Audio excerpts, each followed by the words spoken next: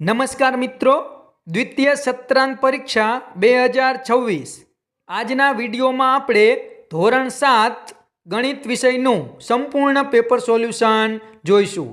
તો મિત્રો, તમે જો મારી ચેનલ ઉપર પહેલીવાર આવ્યા હોય તો મારી ચેનલ સબસ્ક્રાઇબ કરી બાજુમાં આવેલું બેલ આઇકન પ્રેસ કરી લેજો, જેથી આવનારા બીજા નવા વિડીયોની નોટિફિકેશન ઝડપથી તમને મળતી રહે। તો ચાલો મિત્રો, આજે આપણે ધોરણ 7 ગણિત વિષયનું સંપૂર્ણ પેપર સોલ્યુશન જોઈએ। પ્રશ્ન 1 એમાં પહેલો દાખલો છે, એમાં જવાબ આવશે 20%। બીજો દાખલો છે, એમાં જવાબ આવશે 50%। ત્યાર પછી ત્રીજો દાખલો, એમાં જવાબ આવશે 10। પછી ચોથો દાખલો, એમાં જવાબ આવશે 1/4। ત્યાર પછી પ્રશ્ન 1B, એમાં જુઓ પહેલો દાખલો કે મતદાન કરનારની સંખ્યા, તો જુઓ મેં દાખલો ગણેલો છે, જવાબ આવશે 3500। ત્યાર પછી બીજો દાખલો, સ્ત્રીઓ અને પુરુષો તો બરાબર 40% વત્તા 40% એટલે 80% થાય, તો બાળકો કેટલા થાય? 100% ઓછા 80% તો 20% થાય। ત્રીજો દાખલો, બચાવેલા રૂપિયા, તો એમાં જવાબ આવશે 2500 રૂપિયા।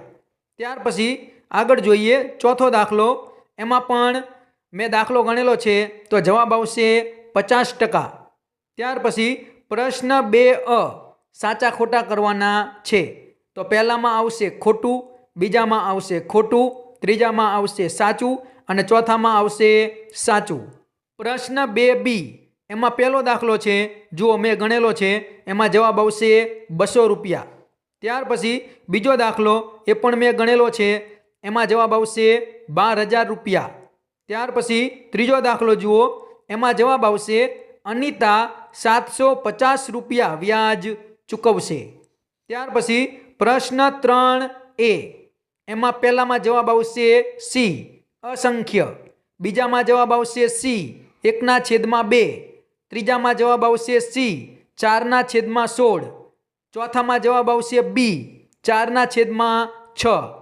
ત્યાર પછી આગળ જોઈએ પ્રશ્ન 3B, એમાં દાખલા ગણવાના છે, પહેલામાં જવાબ આવશે 10/21, ત્યાર પછી બીજામાં જવાબ આવશે 1, ત્યાર પછી ત્રીજામાં જવાબ આવશે 1/10।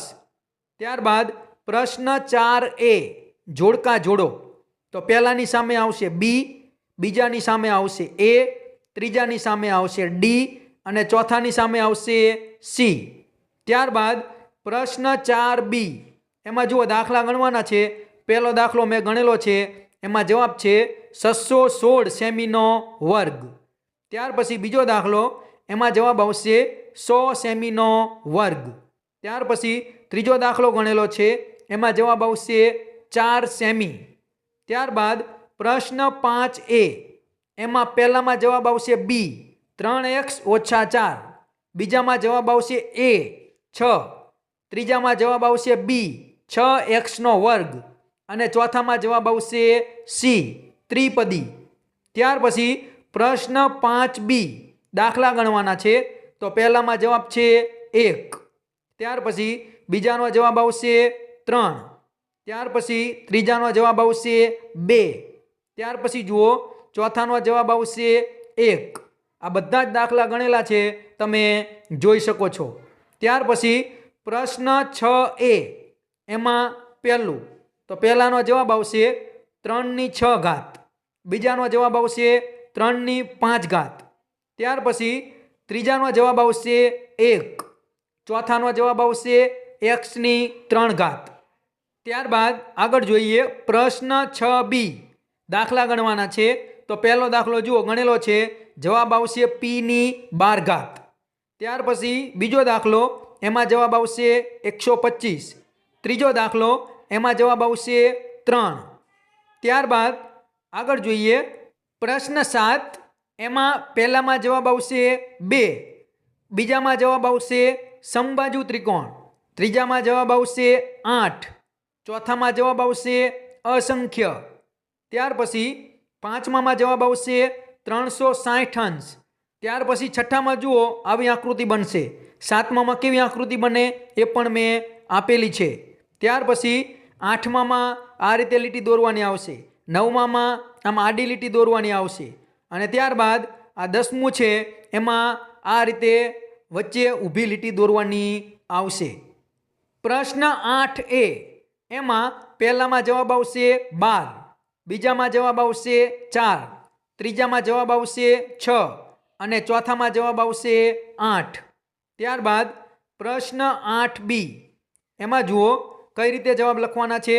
પહેલામાં કેવી આકૃતિ આવે આપેલી છે, બીજામાં કેવી દેખાય, ત્રીજામાં કેવી દેખાય અને ચોથામાં કેવી આકૃતિ દેખાય એ બધાના જવાબ મેં અહીંયા લખેલા છે, તમે જોઈ શકો છો. તો મિત્રો આ હતું ધોરણ 7 ગણિત વિષયનું સંપૂર્ણ પેપર સોલ્યુશન.